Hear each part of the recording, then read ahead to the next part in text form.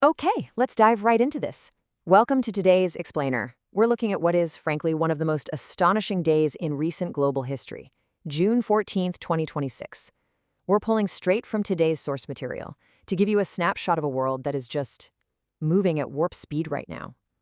I mean, in a single 24-hour cycle, we're seeing seismic shifts in global diplomacy, the birth of a totally new financial era, and some massive cultural spectacles. So let's get right to it.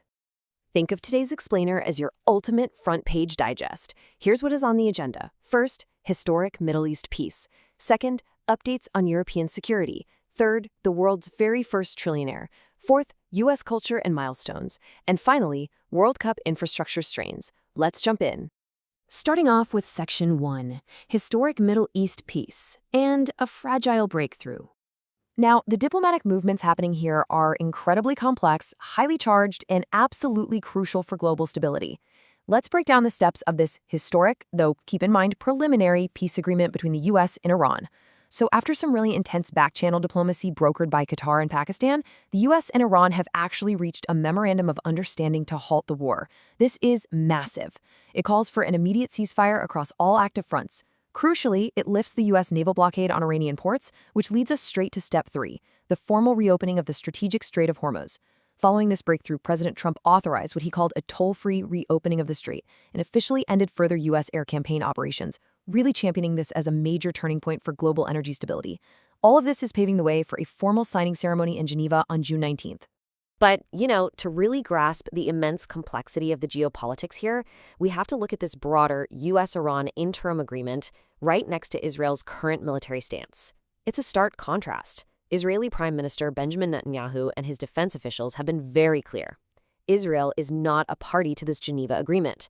They've stated point-blank that Israeli forces will not withdraw from land seized in southern Lebanon or Gaza, and they're vowing to keep independently neutralizing security threats. So picture this. On one hand, you have this major bilateral ceasefire, and on the exact same day, you have intense localized military campaigns continuing without missing a beat. And the reality on the ground? It's defined by friction. It just goes to show how highly fragmented and internally contested this peace actually is. For instance, the White House had to urge extreme restraint just to salvage the deal, which actually led to Iranian intelligence calling off a heavily prepared retaliatory drone and missile strike aimed at Israel. At the same time, the IDF pressed forward with their own operations, conducting a precision airstrike in southern Beirut that successfully took out Hezbollah's telecommunications chief. And then, looking inside Iran itself, ultra-hardline Paydari groups launched protests across multiple provinces to condemn the negotiations. This forced President Masoud Pezeshkian to publicly defend the diplomacy, basically arguing they aren't abandoning their core principles. Talk about a delicate balancing act on all sides, right? Moving on to Section 2, updates on European security and the shifting front lines. We're seeing a really diverse array of security events unfolding today. First up, in a major maritime enforcement action, British forces actually intercepted a Cameroonian-flagged Russian Shadow Fleet oil tanker right in the English Channel. They towed it off the coast of England for inspection due to international sanction violations. Meanwhile, over in the U.S., President Trump used his 80th birthday to hold separate high-level phone calls with both Ukrainian President Volodymyr Zelensky and Russian President Vladimir Putin.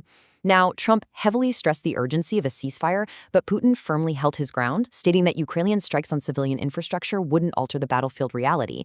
And speaking of strikes, Ukraine's unmanned systems forces reported that their long-range drones successfully hit the Azot chemical plant deep inside Russia's Tula Oblast, which is a known production hub for explosives like ammonium nitrate.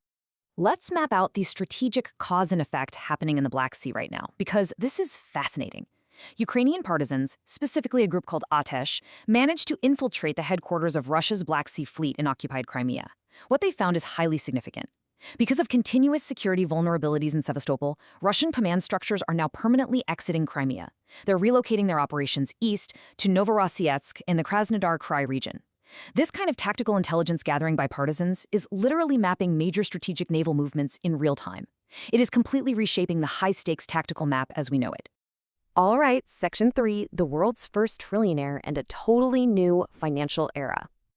$1 trillion. Just let that massive number sink in for a second. 12 zeros. As of today, Elon Musk has shattered global financial history, officially becoming the world's very first trillionaire. So what was the catalyst that finally pushed him over that trillion-dollar threshold? Space tech.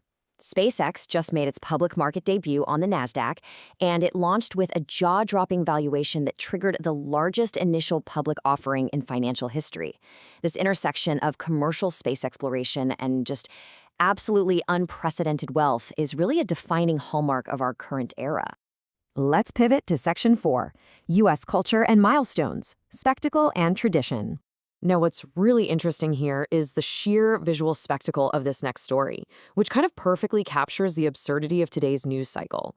To celebrate his 80th birthday, President Trump merged a historic presidential milestone with an MMA cage fight. Yep, you heard that right.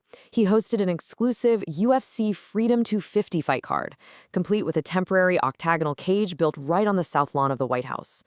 The sources note this lavish event featured low-altitude military flyovers and heavy attendance from uniformed service personnel. It's just a striking snapshot of where contemporary American politics and culture are converging right now.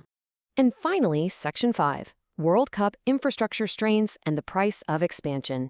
All the excitement on the pitch is actually triggering a massive logistical chain reaction off of it.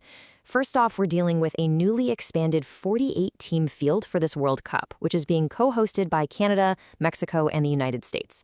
On the upside, this expansion brought us a really great milestone. American referee Ismail Elfath led the first host nation officiating crew during a thrilling 2-2 draw between the Netherlands and Japan down in Dallas. But as group stage play intensifies, international transit authorities are throwing up red flags. They're reporting massive, record-breaking surges in commercial airline passenger volumes. This 48-team layout is pushing stadium area infrastructure and transit corridors to near maximum capacity across all three host nations.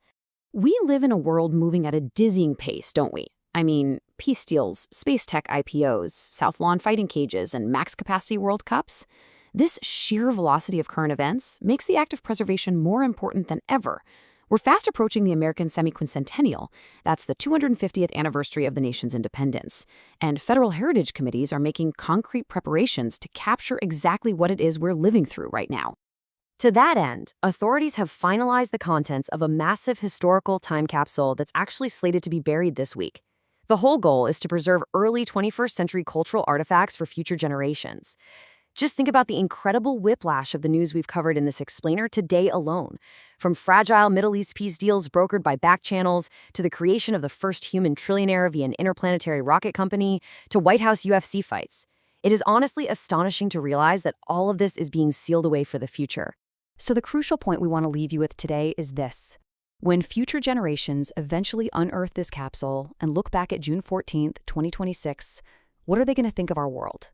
Will they see a turning point in global diplomacy and technology, or an era defined by overwhelming cultural spectacle? It's a really fascinating question to reflect on. Thank you so much for joining us as we unpacked today's source material, and we'll see you on the next explainer.